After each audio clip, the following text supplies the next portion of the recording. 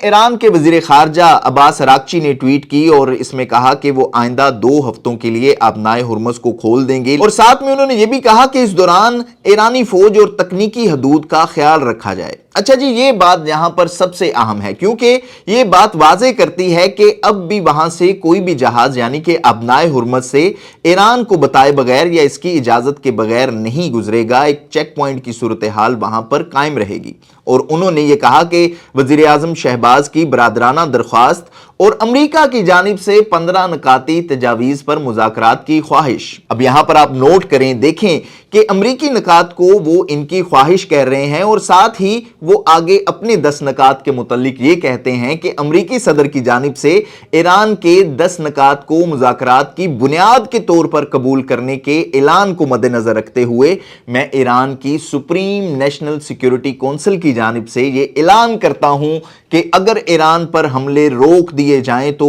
ہماری طاقتور مسلح افواج بھی اپنی دفاعی کارروائیاں روک دے گی۔ تو اس جنگ میں جس طرح سے ایران کی بیوروکریسی، ان کی وزارت خارجہ اور صدر نے سفارتکاری کے محاذ پر یہ جنگ لڑی، اس کی بھی تعریف کرنی چاہیے، کیونکہ تمام خطرات کے باوجود ہم نے دیکھا کہ ان کے حوصلے جو تھے وہ بلند رہے، تمام لوگ سفارتکاری کے محاذ پر ڈٹے رہے، اور ایران نے خود کو جنگ کے ساتھ ساتھ اس ایپیسوڈ میں آپ کہہ لیں کہ